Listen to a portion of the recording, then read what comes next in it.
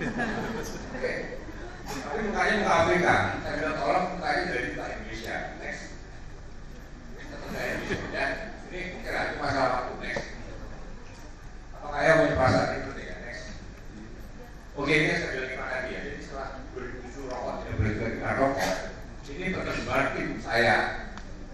Karena si brand ini mengatakan tolong temanya adalah kepuasan setelah kerja. Tim kami menerjemahkan ini dan disetujui. Kepuasan setelah kerja. Tagline-nya kepuasan setelah kerja. Tidak kita rokok lagi. Next. Jadi fotonya ya next. Nah saya minta ke EA ya. Kalau buat tagline kepuasan setelah kerja, mereka pegang ya. Orang pegang botol wine. Next. Next. Nah terus saya hajar dalam saya tambahkan. Saya kasih mengenai kepuasan pekerja bersantai ngobrol masih gak kena. Next. Next. Look. Next terus ya. Oke. Ya, ini penugasan wartawan baru Kompas. Memotret motor naik ke trotoar ya. Hampir semua 10 yang disuruh motor-motornya di belakang. Ada yang sekedar motor. Ini senior asli dunia bisa memasukkan ibuku yang sebet. Jadi cara trotoar kalau dari ibu ini ada tahu ini trotoar nggak kan? Contoh yang paling ingat sudah saudara. Contoh potret motor naik trotoar.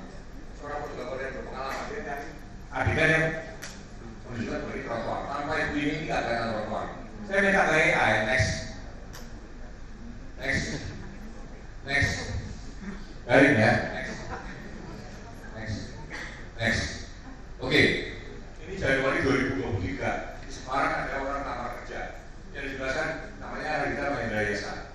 Saya Wen kalau kontrak buat deadline Kompas besok orang nanti cari kerjaan dan Wen akan kontrak dalam sekali sampai sampai sampai Joko ya dalam sekali foto ini ada banyak foto kontraknya yang begini cuma Wen artinya ini proses berpikir kan dasar asli Wen bisa mendapatkan foto seorang pengantri kerjaan kecapai di Joko. Ini perintahnya simple, tolong kontraktif orang nanti kerjaan besok simpang 5 ya selesai. Next. Kalau kayak diperintahkan dari kayak gini, next. Jadi bahwa dimasukkan pencapaian itu seperti ini ya, next.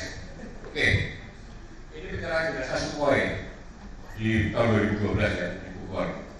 Jadi berkaitan ke Luki Prancisca yang bakal namanya. Kalau potretkan suasana pemilihan jenazah, saya nggak usah bilang kayak apa bikinnya ya. Tapi ini adalah kayak apa tidak.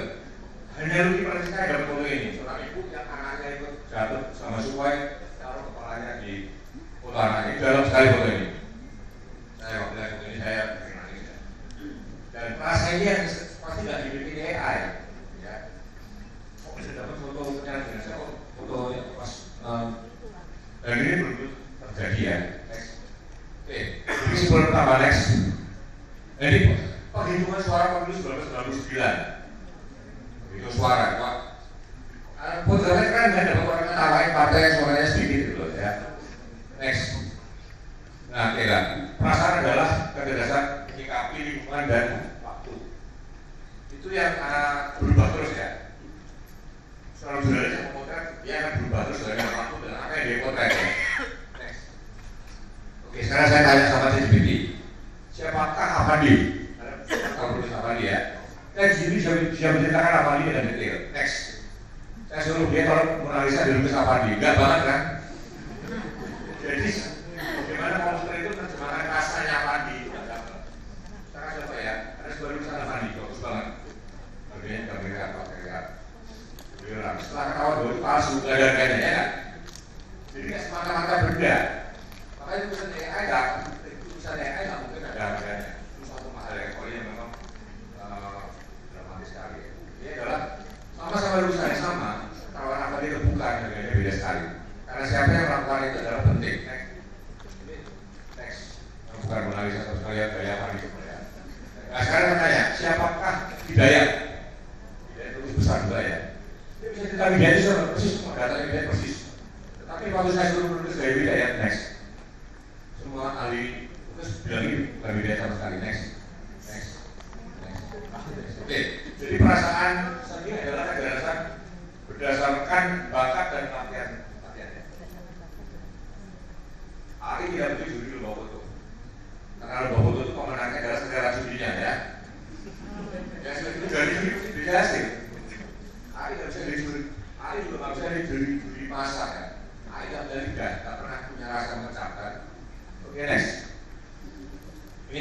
ya, foto jurnalis 2000 waktu Pak Jokowi dibuat patungnya oleh Madam Tussauds 2017 kalau salah ya.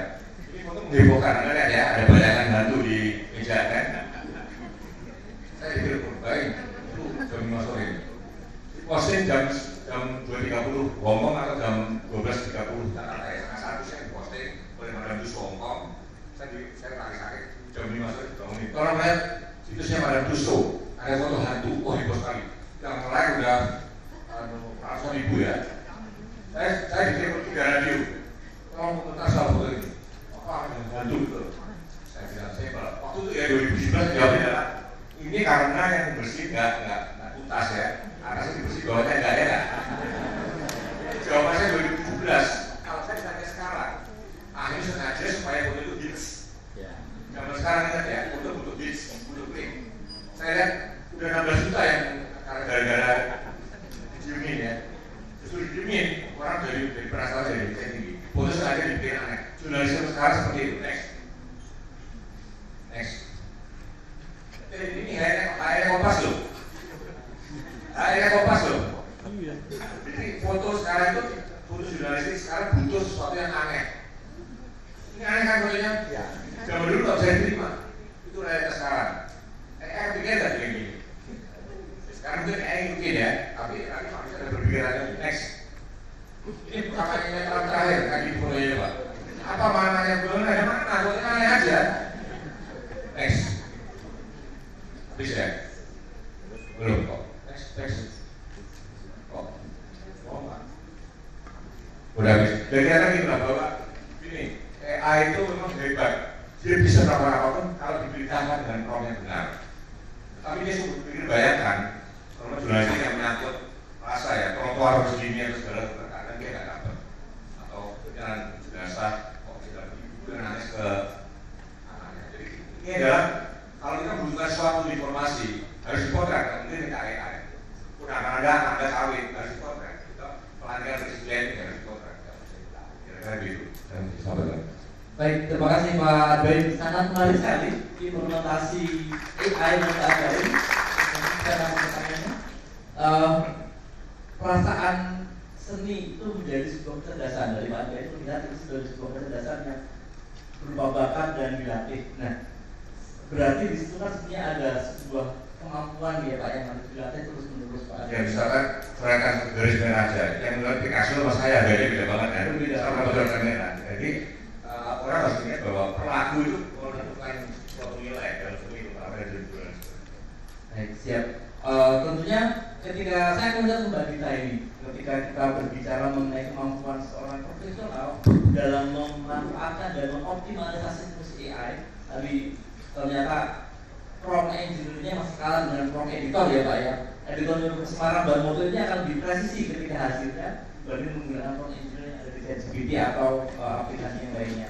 Dari Mbak Dita sendiri bagaimana melihat seorang ASN atau pemimpin dari organisasi pemerintah ini untuk bisa beradaptasi, terutama dari sisi kemampuan para pegawainya, ASN-nya untuk bisa menggunakan AI ini secara optimal. Bagaimana pandangan dari Mbak Dita dan bagaimana caranya kita bisa menggunakan kemampuan untuk bisa mengoptimalkan AI ini Mbak Dita? Ya, terima kasih. Mohon izin ini kakak-kakak senior yang sepertinya udah jauh lebih berpengalaman daripada saya. Mungkin boleh bantu ya untuk pemaparannya. Jadi kalau kita ngomongin tentang bagaimana kita bisa meningkatkan kemampuan AI skills gitu ya. Pertama-tama kita harus tahu dulu AI itu ada apa aja sih jenis-jenisnya, sehingga kita bisa memaksimalkan each of those types gitu ya. Nah, AI sendiri sebenarnya ada 6 secara garis besar. Pertama, computer vision. Nah, ini tuh adalah kemampuan komputer untuk mendeteksi face recognition misalnya dan lain sebagainya. Mungkin ini akan sangat-sangat relevan kepada ASN-ASN yang let's say bekerja di Kementerian Perhubungan misalnya untuk bisa mendeteksi density of cars during traffic jams, di jalanan dan lain sebagainya. Lalu yang kedua adalah natural language processing. Nah, ini adalah kemampuan AI untuk bisa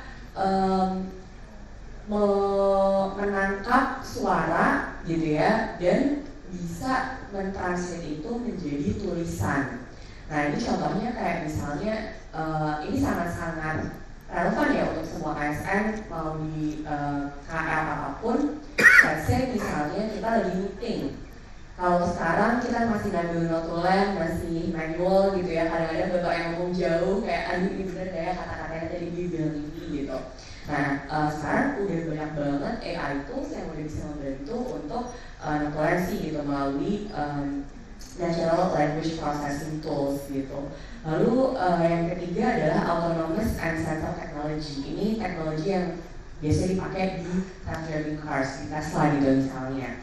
Lalu machine learning ini sebenarnya the framework behind AI sendiri gitu ya. Bagaimana mesin ini tuh bisa terus-menerus belajar gitu. Contoh salah satu yang real gitu ya kita gunakan di social media untuk membuat social media di Kementerian BUMN gitu misalnya.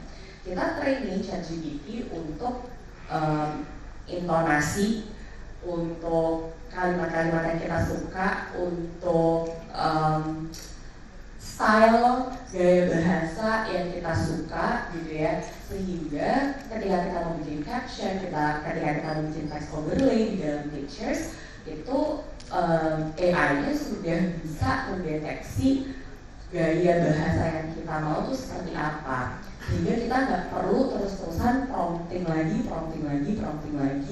hal yang sama setiap kalinya gitu. And that's machine learning itu sangat-sangat membantukan. Selanjutnya robotics gitu ya. Ini untuk automating machine biasanya, dan yang terakhir adalah generative AI. Mungkin aku akan di-dive sedikit yang di generative AI. Ada dua manfaat yang terbesar gitu ya. Pertama, generative AI itu bisa automating repetitive task. Dan yang kedua adalah augmenting human capabilities. Nah, bagaimana caranya kita untuk mengasah kemampuan? Kita harus aware dulu nih sama bisnis proses yang biasanya kita lakuin setiap hari itu seperti apa, dan mana sih yang memakan paling banyak waktu, dan mana sih dari 6 tipe AI yang tadi sudah saya share di awal, mana sih yang kira-kira bisa membantu gitu. Dari situ dulu kita bisa cari tools yang sesuai, yang paling impactful dan signifikan, lalu kita mulai dulu dari situ. Kita nggak perlu kok ahli di enam-enamnya gitu, asal kita bisa memilah-milah mana teknologi yang paling berguna dan impactful buat kita. Mungkin di sini ada 3 contoh ya yang marak digunakan juga di dunia pemerintahan. Pertama adalah chatbot. Mungkin bisa next ya ke halaman berapa nih? Halaman 5 yaitu chatbot gitu. Esensi kita sebagai public servant atau pelayan publik adalah bisa melayani publik gitu, sesuai dengan namanya gitu kan. Nah, chatbot ini bisa membantu untuk mempercepat layanan tersebut. Contoh, misalnya servis-servis yang tadi jawab gitu ya di website kita, yang mungkin tadinya kita harus ada orang yang tiket 24 jam untuk bisa ngebalesin chat-chat tersebut. Tapi dengan adanya chatbot, kita bisa mengotomasi proses tersebut. Lalu next, contoh yang kedua adalah sentiment analysis. Kita perlu mengevaluasi performance KL kita itu seperti apa sih? Apakah sudah punya tone positif? Apakah masyarakat di luar sana sudah mengetahui kinerja dari KL kita atau belum? Program-program dan juga mungkin policy-policy yang sudah dicetuskan gitu ya. Nah, cara untuk mengukur itu biasanya melalui sentiment analysis. Ini ada mesin gitu ya yang bisa melihat dan men-summarize dari seluruh pembicaraan yang ada di internet, performa KL kita di mata masyarakat itu seperti apa. Nah, ini AI, ada AI itu yang bisa membantu proses tersebut gitu. Dan yang ketiga, creating image. Tadi mungkin sudah singgung sedikit gitu ya bagaimana powerfulnya gitu dan ChatGPT. Next, ya. Nah, ChatGPT di sini bahkan bisa kayak membantu untuk produk photoshoot, bikin UI untuk website gitu ya, dan juga bikin gambar-gambar. Sometimes kita mendesak gitu. Dan ini sering banget terjadi kan. Sometimes kita butuh gambar helicopter view dari tol Trans Sumatera. Sometimes we just don't have the picture simply gitu kan. Nah ini AI juga sangat-sangat membantu gitu kan. Nah mungkin itu cara kita untuk meningkatkan kemampuan. Mulailah dari yang kecil, mulailah dari yang relevan untuk kita. Jangan don't overcomplicate things karena ya itu sangat banyak teknologinya di luar sana. Mungkin kita nggak perlu untuk menguasai semuanya, tapi fokus aja di hal-hal yang benar-benar impactful terhadap pekerjaan dan keseharian kita. Oke, baik, terima kasih Mbak Dita. Terima kasih awalnya. Tadi ada problem AI yang sudah diidentifikasi Mbak Dita dan ternyata semakin banyak yang diimplementasi apapun pemanfaatan AI itu di masyarakat, dan tentunya konteksnya lebih ke bagaimana nanti dari pemerintah bisa lebih memanfaatkan AI ini. Nah, saya ingin melihat ke Mas Danu dari Kementerian Kombigi sebagai regulator. Dengan semakin meluasnya pemanfaatan AI ini, Mas Hari, bagaimana dari Kementerian Kombigi itu merespon tren AI yang ada di Indonesia ini? Oke, selamat pagi, selamat siang, Bapak sekalian, saya hormati Bu Dita, Pak Anto, Pak lain. Saya di sini bukan ahli AI ya, karena kalau bisa ahli itu satu punya pengalaman, dua punya ilmu. Minimal kalau saya mau pengalaman itu minimal 10 tahun dari bisa dibilang sebagai ahli. Saya ini di sini mewakili Bu Ayu, yaitu kita punya organisasi baru namanya Direktorat Kecerdasan Artifisial. Saya sebagai anak kebijakan, jadi tugas saya memperhatikan tren, melihat data, dan melihat ada kecenderungan apa yang mesti diantisipasi atau tidak diantisipasi. Saya mungkin mau lihat yang slide tren yang paling belakang. Saya beberapa bulan di posisi ini, dan impresi pertama saya adalah kita ini tidak tahu sebenarnya AI itu apa. Kita tahu bahwa AI itu seperti black box ya, seperti kotak hitam yang kita berikan input data dan keluar hasilnya lalu kita komentar hasilnya gimana. Tapi apa yang terjadi di dalam kotak hitam itu tidak banyak orang yang tahu, karena AI itu sekarang sudah self-learning ya, sudah mungkin ada penandingan namanya agentic AI, mereka sudah bisa calling data kemana-mana, dan sekarang pelatihan AI itu sudah mesin ke mesin, sudah tidak melibatkan manusia lagi. Jadi dia tidak terlalu tahu kemana perkembangan AI ini, tapi dalam bayangan saya inteligensi dari AI itu akan semakin mendekati manusia.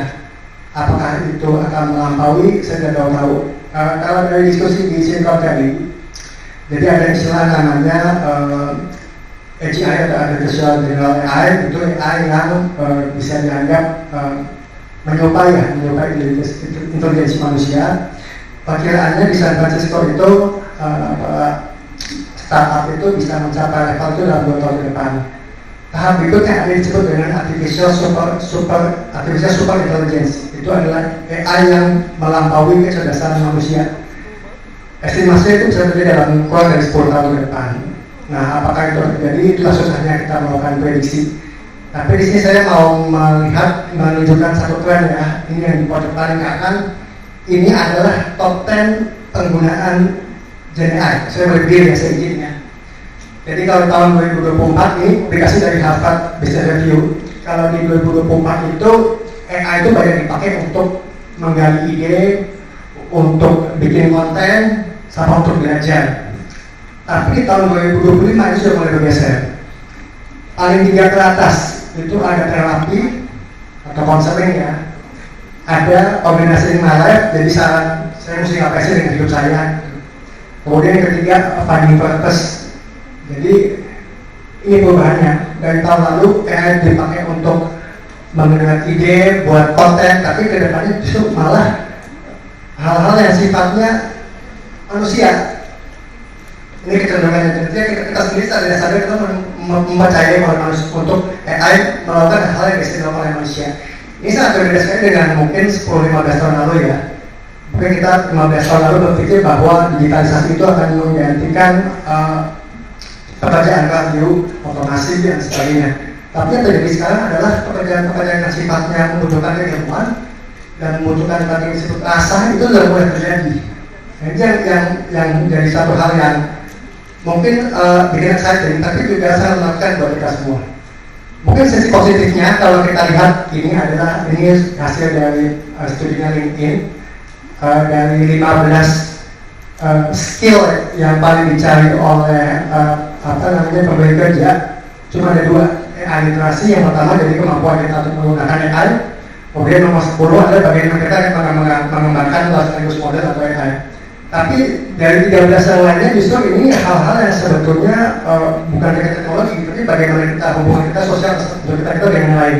Dan saya rasa itu untuk pekerjaan kehumasan itu sangat relevan ya, karena lebih dominan bagaimana kita mengelola hubungan kita dengan stakeholder dan internal organisasi. Nah, saya mungkin mau tutup dengan yang poin yang depan kanan. Ini ada quote yang menarik. Yang pertama dari Sam Altman. Sam Altman itu CEO dari OpenAI yang membuat ChatGPT. Dia sendiri bilang bahwa anak saya itu nggak akan bisa nggak akan bisa semental AI. Jadi tapi pesan dia adalah pertama kita harus punya kemampuan untuk terus belajar. Itu salah satu tantangan kita terutama saya milenial ya.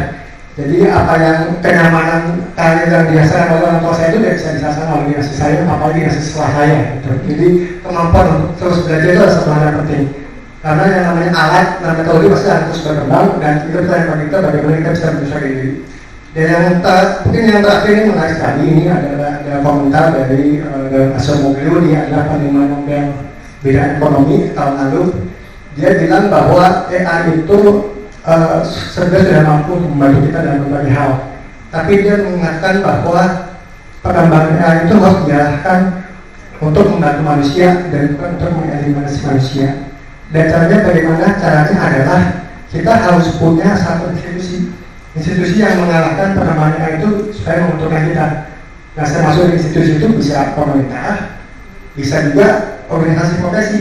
Nah, seperti sebelum acara saya sudah bertanya ke Mas Helmi, di Pak Humas sudah punya belum panduan penggunaan AI atau prinsip AI saat kehumasan? Menurut saya itu satu hal yang penting karena seperti saya di awal di San Francisco itu ada prediksi bahwa 2 tahun lagi akan ada AGI, jadi gimana AI itu bisa menyerupai manusia. Dan 2 tahun ini adalah periode di mana di dunia internasional sedang terjadi diskursus antar negara. Dan yang ketiga adalah 2 tahun ini akan jadi penentuan bagaimana pemodal virtual ini akan terus membiayai startup atau dia akan berhenti. Jadi penting saran saya bagi Bapak Ibu penggiat kehumasan untuk saling meneruskan diskusi apa sih prinsip-prinsip yang mau kita terapkan di pekerjaan kita agar menjadi kesepakatan dari semua. Jadi pekerjaan kehumasan itu bisa terus sesuai dengan semestinya. Oke, itu dari saya. Oke, baik. Terima kasih Mas Haryo atas penjelasannya. Jadi sebenarnya kalau kita melihat bagaimana nanti pemerintah meregulasi pemanfaatan AI ini, Mas Haryo, apakah nanti akan ada sebuah hard regulation yang memang secara kaku mengatur bagaimana AI harus dibuat atau harus diimplementasikan, atau mungkin lebih ke hal yang sifatnya seperti saat ini saatnya lebih bentuknya surat edaran ya, surat edaran Mas dari Menteri Pembiji. Kedepannya akan seperti apa Mas potensi pengaturan mengenai pemanfaatan AI ini Mas? Oke. Jadi kita Indonesia negara pertama yang menyelesaikan asesmen kesiapan AI kita secara nasional menggunakan metodologi dari UNESCO.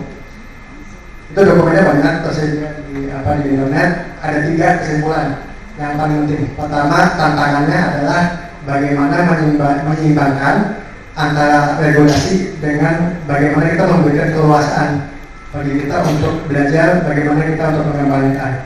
Yang kedua adalah masalah kemampuan kita untuk memanfaatkan AI Dan yang ketiga adalah bagaimana kita melakukan pemetaan. Jadi semua bisa menggunakan AI dengan mengikuti visi yang ada.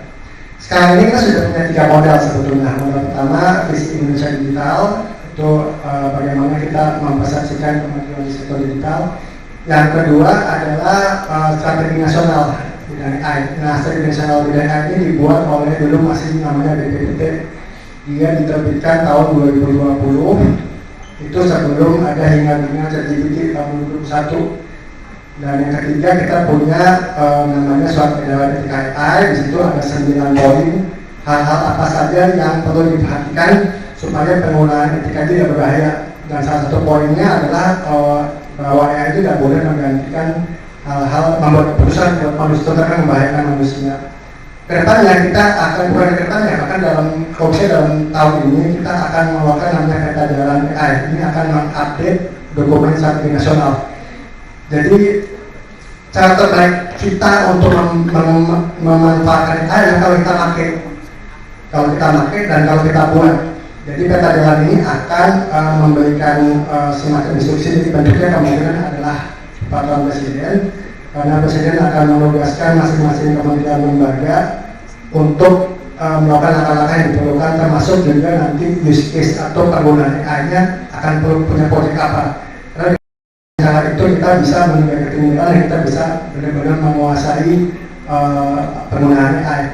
Untuk kehumasan, kelihatannya belum ada diskusi ya mengenai itu apa nanti masuknya ke media atau kemana nanti. Saya rasa itu satu hal yang perlu masuk ya dalam agenda peta jalan ya. Jadi Mas Emu bisa mendapatkan manfaatnya. Oke, baik, terima kasih Mas Adi atas penjelasannya. Mungkin itu bisa menjadi salah satu kontribusi Pramunas mungkin ya, Pak Ketua, misalkan ingin memberikan masukan terkait dengan regulasi yang sedang akan disusun oleh Kementerian Komunikasi. Saya mungkin akan kembali ke Pak Fokus sebagai mungkin saya menyebutnya sebagai ilustrator yang memang expert di bidang AI. Mungkin bisa disampaikan kepada mereka kalau untuk pembahasan pemerintah Pak Fokus, apa saja sih tools AI yang memang relevan dan bisa kita manfaatkan terutama untuk pemerintah dalam membuat konten atau mendiseminasikan informasi. Ya. Bapak Ibu, mari sama-sama ini komputer contoh dulu ya. Mungkin ini Iya. contoh dulu pemanfaatan AI dari ide, skrip, gambar sampai jadi video dan musik, tapi semua generate by AI. Silakan mungkin ya. Bapak Ibu, mari sama-sama kita jaga anak-anak kita yuk dari ancaman aplikasi jahat dan konten media sosial di dalam ponsel. Saat ini, di dalam konten media sosial memang ada banyak sekali konten positif dan bermanfaat untuk anak. Namun sayangnya ada banyak juga konten buruk, negatif, bahkan mengancam anak-anak kita. Ini jahat sekali. Karena itu kita perlu memproteksi anak-anak kita. Saya mengajak para orang tua, guru, dan para pemangku kebijakan anak untuk sama-sama memproteksi anak-anak Indonesia agar tidak menjadi korban akibat penggunaan gadget dengan konten yang berbahaya untuk anak.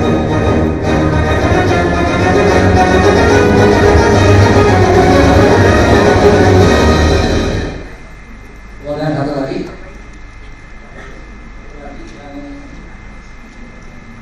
Ada nggak?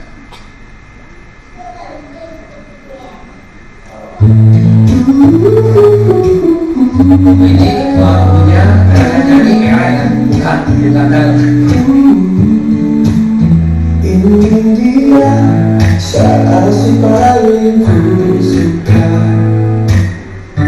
kumpul bersama keluarga, saling cerita, saling bersuka, 1 jam bersama keluarga. Semuanya gembira,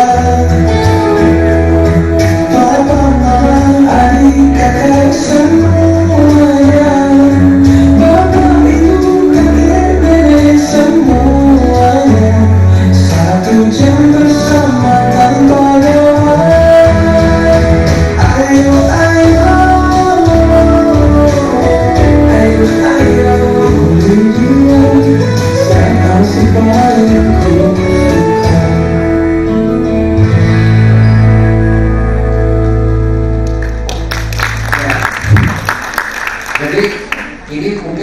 Dua contoh juga ada beberapa. Kalau tadi ditanya apakah ada banyak atau tools yang bisa dipakai, sebetulnya tadi sudah jelaskan banyak sekali ya. Maksudnya dengan sederhana pakai ChatGPT pun sekarang sudah bisa membuat gambar. Ada banyak tools itu. Nah, yang menjadi tantangan sebetulnya adalah bagaimana kita memilih nih. Ini konten seperti ini kan ilustratif, lucu, fun gitu ya. Sementara namanya kementerian dan lembaga itu kan harusnya formil gitu ya. Membedakannya seperti apa? Nah, saya lihat sebenarnya nanti juga mungkin harusnya bermanfaat buat teman-teman. Jadi gini, sebetulnya yang teman-teman kamu sampaikan itu sekarang ada dua. Yang pertama media massa itu menyampaikan berita, dan media sosial yang menyampaikan cerita. Jadi perbedaannya hanya di dua ini, bikin berita dan bikin cerita. Bikin berita itu aturan itu baku tuh, gak boleh salah, ada 5W dan lain-lain, detail semua.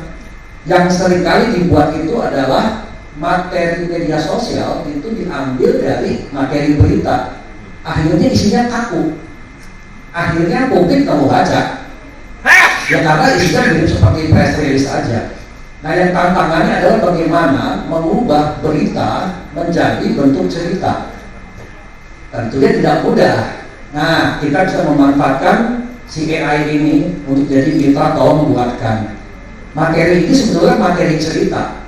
Sementara materi tentang penggunaan gawai itu ada press release-nya, masuk artikel dengan bahasa yang resmi, berkaitan dengan perpres dan lain-lain. Tapi itu tidak mungkin disampaikan dalam bentuk cerita. Jadi cerita ini lebih kepada men-trigger orang, ibaratnya etalasenya. Jadi kalau tadi ada teman tanya bagaimana kalau ada pimpinan di daerah pengen dibuat yang lucu-lucuan, mungkin bisa selama hanya untuk etalase, men-trigger. Tapi isinya tetap hanya yang resmi gitu. Nah, kenapa tadi Pak Arbain mengingatkan sekali pentingnya rasa? Karena memang AI itu tidak akan pernah bisa membuat hasil dengan rasa. Yang dia bisa hanya mereplika atau mengimitasi. Jadi jangan berharap kita minta gambar atau kita bikin pantun, bikin apapun gitu ya, atau video itu serta-merta langsung ada rasanya, itu tidak akan pernah terjadi. Kenapa? Ini saya mungkin agak jawab agak dikit ya. Jadi teman-teman, AI itu dibuat dengan algoritma. Algoritma itu bekerjanya itu sangat biner. Jika benar lakukan itu, jika salah lakukan itu. Sampai sini paham ya? Jadi cuman kalau benar maka on lambangnya 1. Jika salah lakukan itu, yang dilakukan adalah off, angkanya 0. Jadi digital 1 dan 0 itu cuma memang untuk benar dan salah. AI melakukan itu dalam skala yang sangat rumit dan super berlapis-lapis. Nah, pertanyaannya kenapa tidak bisa membuat mendefinisi rasa? Karena rasa itu tidak bisa benar dan salah. Perasaan saya dengan Pak Arbain pasti beda.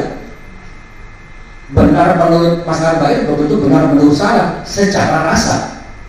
Kenapa orang tidak bisa mendefinisikan lukisan ini 100% benar, bagus? Nggak ada yang bisa. Itu susah ketika dibilang, baju kamu salah tuh, kok salah sih? Bukan salah kali, nggak cocok. Nah, akhirnya kebenaran rasa itu kalau di ruangan 100 orang, artinya ada kemungkinan 100 yang benar, bisa juga ada 100 yang salah. Sementara algoritma itu nggak bisa. Lo nggak pastikan dulu ini 1 atau 0, benar atau salah. Saya nggak bisa diantaranya, kira-kira gitu. Yang bisa dilakukan oleh AI hari ini adalah dia bikin kayak sampling. Sampling itu kayak kita survei. Dari 100 peserta, siapa yang bilang lukisan ini bagus? Ternyata ada 80% bagi AI, bagi algoritma, dialah yang dipakai. Makanya di AI itu ada sistem scoring. Nah, scoring itu yang dipakai kalau kita pakai ChatGPT. Saya mau pergi ke, nah itu ada scoring tuh, ke pasar, kemana gitu. Akhirnya Ketika misalkan Mas Arba'in minta tolong buatkan foto ibu-ibu lagi sedih, di kepala dia itu hanya jawaban matematika aja. Ada ibu, ada foto korban, ada ini. Tapi apakah itu bisa mewakili rasa? Rasanya susah, bahkan nggak bisa. Nah sekarang pertanyaannya, akankah AI bisa mencapai itu? Jawabannya iya, jika AI algoritma bekerja sudah dengan tidak biner 1 dan 0. Jadi ketika ada satu poin apa, koma, baru 0, nah itu mungkin bisa. Dan gelagat itu mulai ada ketika kita sekarang masuk ke era quantum computer. Yang itu rasanya masih ya kita nggak tahu. Tapi kira-kira itu, dan akhirnya buat teman-teman kehumasan bikin apapun pakai AI, mereplika, mengimitasi itu bisa. Tapi kalau harus dengan rasa, suka tidak suka harus dicek. Itu makanya di Komdiki selalu mengingatkan etika. AI itu harus ada etika. Kenapa? Dan etika itu menjaganya pakai rasa, bukan pakai matematika. Kira-kira itu. Oke, baik, terima kasih Pak Motus atas penjelasannya. Pak Motus, saya akan membuka kesempatan untuk bertanya dari rekan-rekan yang ada di komunitas hari ini. Mungkin 3 pertanyaan untuk bisa dijawab dan terang untuk di depan kita. Sekarang untuk pertanyaan pertama, jika ada yang ingin bertanya, silakan Pak. Mungkin nanti bisa disebutkan nama dan asal instansi dari mana. Ya, nama saya Iga Mahayang dari Kementerian Perindustrian. Dari mana Pak? Kementerian Perindustrian.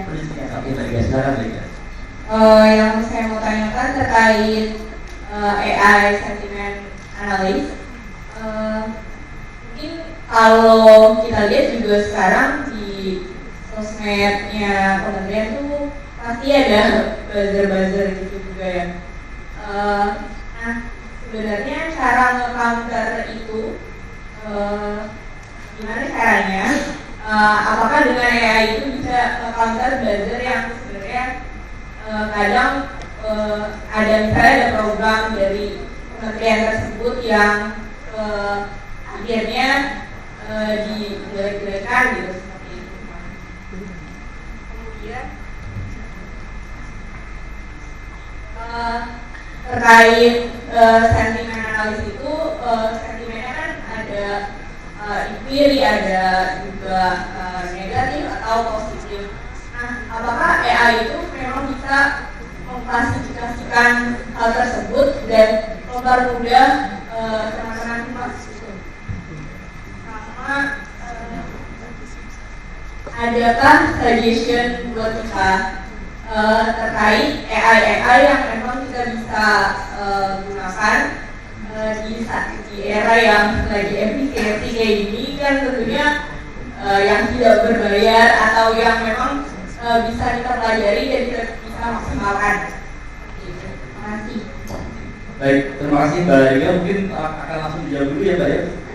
Pertanyaan dari Mbak Iga. Untuk pertanyaan pertama, bagaimana cara mengcounter AI, cara mengcounter ya buzzer-buzzer yang mungkin melakukan komentar di akun sosial media kementerian atau mungkin melakukan